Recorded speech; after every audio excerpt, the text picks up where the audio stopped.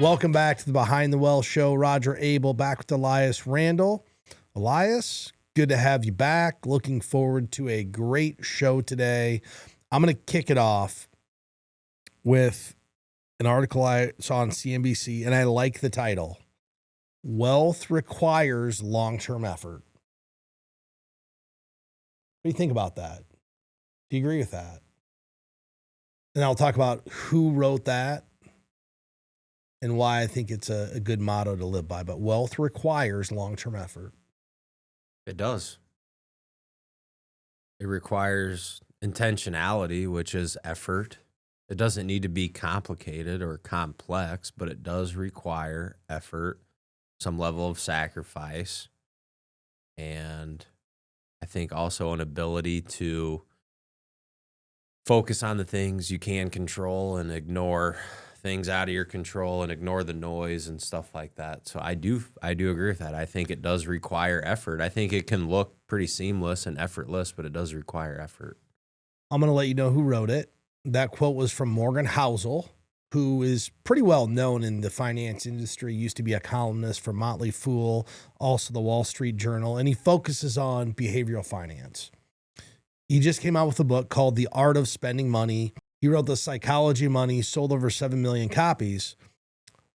What he also says is getting rich quickly won't cut it. And the reason I like this quote is you could get rich quick, but the effort doesn't stop. Because if you want to stay wealthy, you have to keep putting money into it. And I haven't read his new book. I'm actually pretty excited about it. But so many people think, boy, I got there. I've created the wealth that I wanted. But that's only one part of it.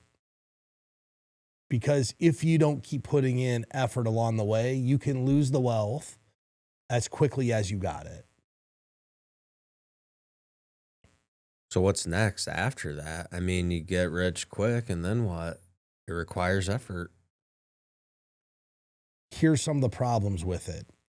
And you will appreciate this. In life, most people look at things and say, if I could just have that house, I would be happy. Or if I could just have X, I would be happy. If I just had $1 million, I would be happy. What's the reality of that? Once you get to $1 million, you move the goalposts. Say, well, man, probably need 3 or 4. Or the house I built 7 years ago that was going to make me happy doesn't make me happy anymore. Those emotions, those are fleeting emotions. They change over time. And that's why it is really hard and requires long-term effort. Because you will move the goalpost. What you thought you needed 10 years ago isn't what you think you need today. And you're going to continue to move the goalpost in your everlasting journey of building your financial future, because it's never over. You know, it could be, hey, you're at 20 million. Now, well, I have to donate 10 million to this charitable organization. Your goals and priorities change, and it takes effort to keep accomplishing this through life. He brings up a fascinating question, too, of if no one was looking, if nobody was watching, how could I live? He proposes that as a question that people should ask themselves, and talks about external and internal benchmarks when it comes to spending money, because this book, his newest book, The Art of Spending Money, is really about that. Spending and enjoying, which is very subjective. He makes a good example in what you just mentioned about a bigger house. What is it that having a bigger house will provide you happiness? And if the answer is, it'll make it easier to have my friends and family come over and enjoy this space, I think what he's getting at is, well, how would you live if nobody was watching? Is it the space and the house, or is it the time you're spending with your friends and family? And maybe a bigger house isn't what you need to facilitate that. Maybe your current house is perfectly fine, but maybe it's not like an external benchmark. You don't like how people would perceive you in that type of situation. which goes back to it's a keeping up with the Joneses mentality. I know a lot of successful investors, they tend not to care about keeping up with the Joneses. That's one thing a lot of people that are successful with money have in common. They're typically not concerned about my house is as nice as the neighbors, my car is as nice as my friends, and stuff like that. They tend to not let that enter into their mentality and their money decisions. Dave Ramsey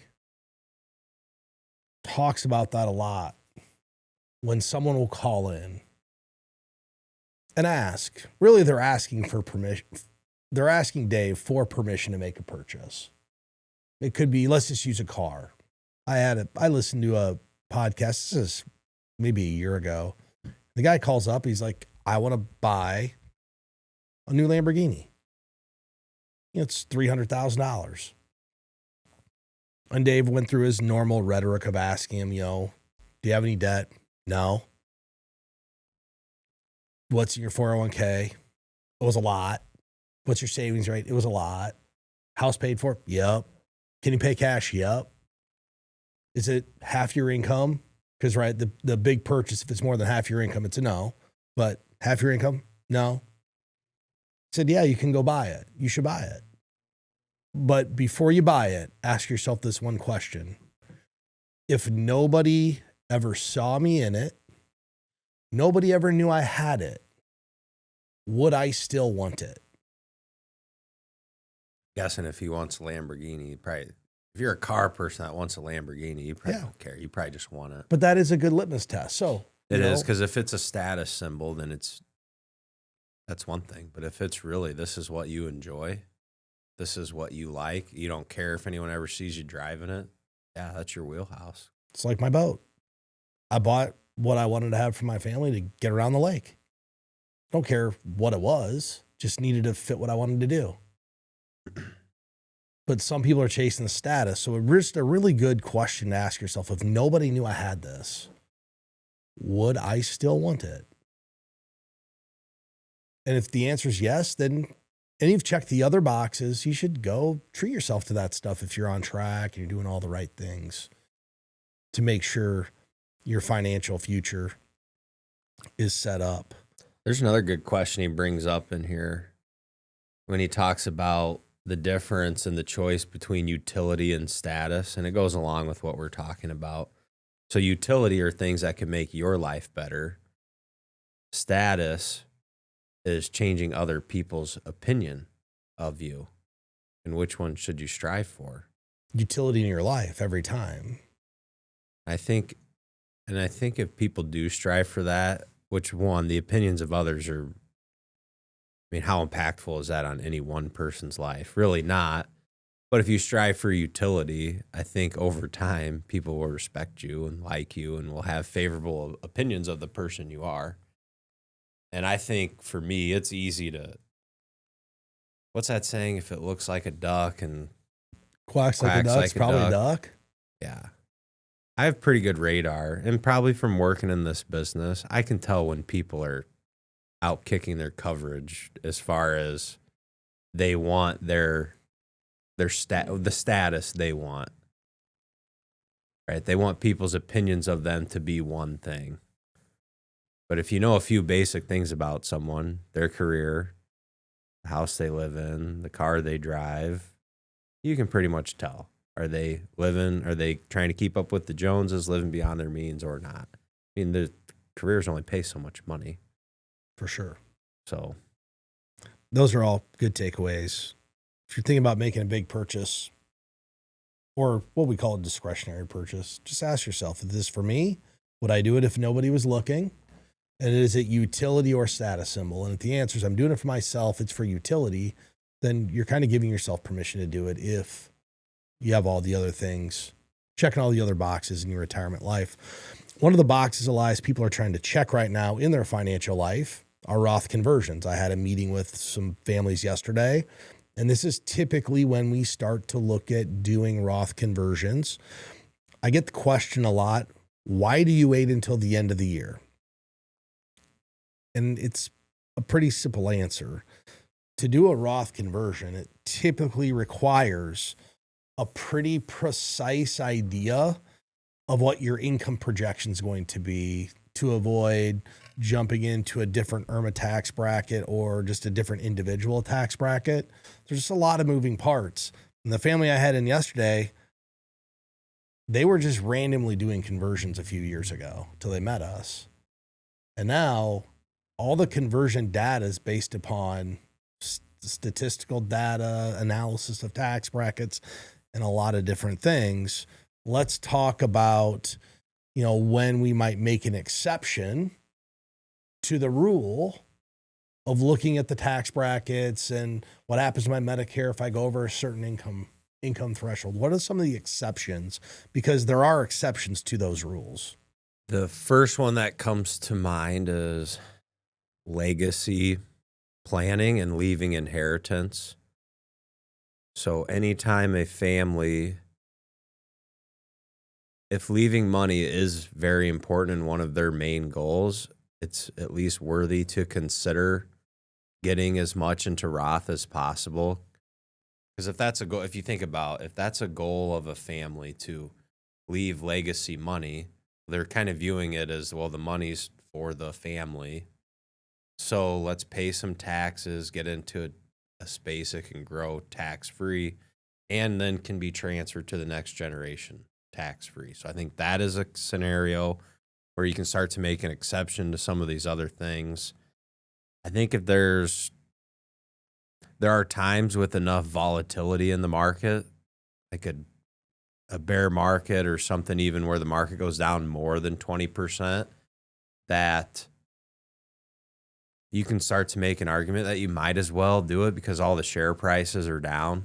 So there's a little bit of, by concept, some savings that you could have, and it might increase some taxes, but good way to take advantage of a downturn if it fits your situation. I think that's a big one. I actually think being opportunistic with volatility, if you're planning on doing these, I mean, you're paying 20% less in tax if you did this into a bear market. Like, that would make sense. Correct. I can think the third one to analyze that not everybody does is if you have a pile of money there in IRAs, 401ks, and there's a very high likelihood you're not going to spend it, this is where you might start to have a family conversation about what is the income tax bracket of our children who are going to get this money. I had a family yesterday I was meeting with, 2 kids. Both of the kids are in 32+% or higher tax brackets. Their IRA balances are close to $4 million. They have guaranteed income between pensions and Social Security of $190,000. They're not going to spend this money. And we had the discussion of, well, you may end up paying more in income tax. You may end up having a higher Medicare premium. But if the money goes to your kids, this likely is going to put them into a 37% tax bracket or higher based upon the amount they have to take. So do you want to give the IRS an extra, let's call it 12 to 13% of today's balances, not including the growth? And then that starts to bring other questions into play, like, well, what happens if tax rates go up? What if all of a sudden, instead of a 37% top tax bracket, it's 50? Potentially you're giving the IRS on that account an extra $1 million. So those are some of the scenarios where it's not just about an income tax bracket. It's not just about paying more for your Medicare. If you can afford to do it, and you're healthy, and you're planning on giving it to your kids, there's other reasons to do this that are not just purely financial reasons. Elias, that's just some things people should be thinking about going into year end if you're considering a Roth conversion. If you are considering a Roth conversion, you could go out, click the link in the description of this video. We have our Rothification guide you could download. A lot of people have thought that's a really nice resource. If you need help with it, reach out to us at btwellshow.com. Next, we have a listener question. I appreciate the listener questions. We like to answer these questions because most of the time, if you're thinking about it, So is somebody else. And you will appreciate this one, Elias, because we have this happen a lot. Here's a listener question.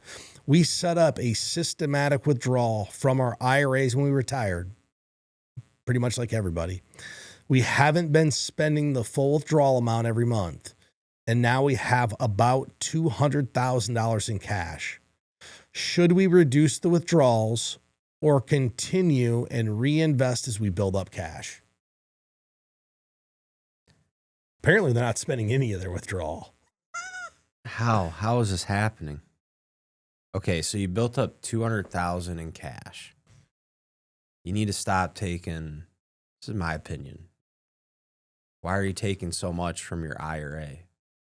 That account can grow tax deferred. So really all you're doing, and then, okay, let's say they decide in this situation, I'm going to take the $200,000 and reinvest. You're really robbing Peter to pay Paul. You'd be better off lowering your monthly distribution and not realizing all the taxes and keeping the money in the account and growing for longer. And this question is actually pretty common. And sometimes it's a psychological thing where people, they say, well, we like to save every month. And some people, when they say that, what they mean is they want to see their savings account balance in the bank increase every month. And really, why? Why do you need that? And it could be for emergency fund. Well, if you're over 59 and a half, isn't all of your money available for emergencies at that point? So in this situation, if you're not spending your IRA withdrawals and building up cash, I just don't think you're managing the cash flow correctly. I don't think you're managing your income correctly. So it's one of two things. One, lower the withdrawals, or two, start spending more money. Or there's the third. Revisit the purpose behind your withdrawal strategy. So clearly the withdrawal strategy is not aligned with what they're doing. If this was a situation, they didn't need the money, they want to keep taking it, they could be converting this to a Roth IRA. Taking it out is just like converting it. That would be You're paying tax. They literally could just be converting it. That would be a better use of it than sitting in the bank. I believe the first step is revisit the purpose behind your withdrawal strategy. Why are you doing this? My guess is here's what's happened, Elias. I don't have their ages. They likely have done a very good job saving over their lifetime to be able to take IRA distributions and accumulate $200,000 in cash. So they may have retired early. So let's say they retired at 60 and they were taking out $8,000 a month. And they've been doing that for a while. Guess what they probably turn on now? Social Security. Maybe for both of them. And now all the extra cash they're taking out is just accumulating. They never stop their withdrawal. And here's why I say I think this is what happened. How many people ever come in here and they set up a $5,000 a month distribution? How many people ever increase it or decrease it? None. Stays the same. The only time in my memory of someone coming in and saying, hey, I need more money on a monthly basis was 2022, 2023, when we saw this massive spike in inflation. Outside of that, people set it up, it stays the same. So I think step one, let's figure out what the true distribution plan you need is. So that needs to sit down and look at what are our needs, wants, and wishes in life, categorize those, then apply numbers to them, and then analyze the tax picture. Once again, if you're just taking the money out, you could just be converting it to a Roth IRA and having this in a tax-free space forever versus just sitting in your bank account. You can buy, if the cash makes you feel good, you can buy cash products in the Roth IRA. That's what you need to sleep at night. You can always take out the basis out of the Roth IRA with no penalty. So it literally is no different than what you're already doing. That right there is a better, because right now we're just taking money out, realizing tax, and then building up cash. And so Roth conversion would be a Better idea than building cash. You could build cash in the Roth. Essentially the same exact thing, but then your growth is tax-free. And if you buy cash, then the interest you're going to get on your cash is tax-free. You'll be able to take it out for 5 years, but you can take the principal out right away. Right. So it's just as liquid as that bank product. You just can't take the interest and dividends for 5 years with no tax or penalty. There is a reason they might be doing this, and they may not have thought to utilize a financial advisor to come up with some other options. They may have been thinking ahead, looking at their 401k balances and thinking about RMDs and say, hey, we need to take this out so we don't have this problem. But the more appropriate response could have been, hey, let's convert this to a Roth IRA. Let's get this to a tax-free space going forward. I think in this scenario, the number one thing this family needs to do is really update their retirement income plan. You know, your financial plan, if you had one done, shouldn't be a static model. It should be really this dynamic decision-making tool all the way through retirement. So just because you've been doing something for the last several years doesn't mean you're not allowed to switch and change positions of how you're investing your money, how much you're taking, all of those different things. And sometimes just small changes add up to big results. I mean, literally the change of doing a conversion versus just putting in the bank, that's actually a small change. It's account titling. That's it. They're already paying the tax on the money. It's literally account titling. That's a small change. And as you mentioned, the small changes that can add up, and it's not really, I like the idea too of making a small adjustment, because it's not necessarily that they're incorrect for doing this. It could just be it happened, like a scenario you mentioned where they set their withdrawal, then they started Social Security and just never changed it. So it's really not, it's hard, maybe harsh to say, wow, they're making a money mistake, but can you kind of pivot and make a small change and be a little bit more efficient or make a little bit better decision about what you're doing? And I think the bottom line for what we're getting at is there's many paths. There's many ways to do this. There's really no just right or wrong way, but the right path for the client, the right path for the investor is going to be what helps them facilitate, you know, their income needs, their goals, their vision for themselves. And if you can get those things aligned, hopefully then you're not kind of letting a silly situation like this happen to you inadvertently. Well, I want to thank everybody for listening to the show. If you're looking for help utilizing a Roth conversion strategy, as I mentioned earlier, you can click the link in the description, get the Rothification guide that we have. It's a free download. There's a lot of really great resources in there. If you're looking for help getting started with a financial plan, or you have any questions, please feel free to email us or go to btwellshow.com. Thanks for listening, and hopefully you keep tuning in.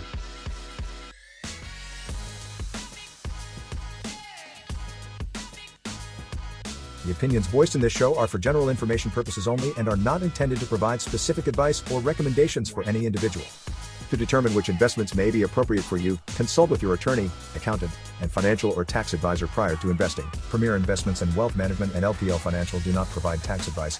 Please consult your tax professional. Economic forecasts set forth may not develop as predicted, and there can be no guarantee that strategies promoted will be successful. There's no guarantee that a diversified portfolio will enhance overall returns or outperform a non-diversified portfolio. Diversification does not protect against market risk. Rebalancing a portfolio may cause investors to incur tax liabilities and/or transaction costs, and does not assure a profit or protect against loss. All performance referenced is historical and is not a guarantee of future results. All indices are unmanaged and cannot be invested into directly. There is no assurance that the techniques and strategies discussed are suitable for all investors or will yield positive outcomes. The purchase of certain securities may be required to affect some of the strategies. Investing involves risks, including possible loss of principal. Rebalancing a portfolio may cause investors to incur tax liabilities and/or transaction costs, and does not assure a profit or protect against loss. Dollar cost averaging involves continuous investment in securities regardless of fluctuations in price levels. Investors should consider their ability to continue purchasing through periods of low price levels. Such a plan does not assure a profit and does not protect against loss in declining markets. Consult your tax professional about eligibility to Roth and traditional IRA contributions. Contributions and earnings in a Roth IRA can be withdrawn without paying taxes and penalties if the account owner is at least 59.5 and has held their Roth IRA for at least 5 years. Traditional IRA account owners have considerations to make before performing a Roth IRA conversion. These primarily include income tax consequences on the converted amount in the year of the conversion, withdrawal limitations from a Roth IRA, and income limitations for future contributions to a Roth IRA. In addition, if you are required to take a minimum distribution, RMD, in the year you convert, you must do so before converting to a Roth IRA. This information is not intended to be a substitute for specific individualized tax advice. We suggest that you discuss your specific tax issues with a qualified tax advisor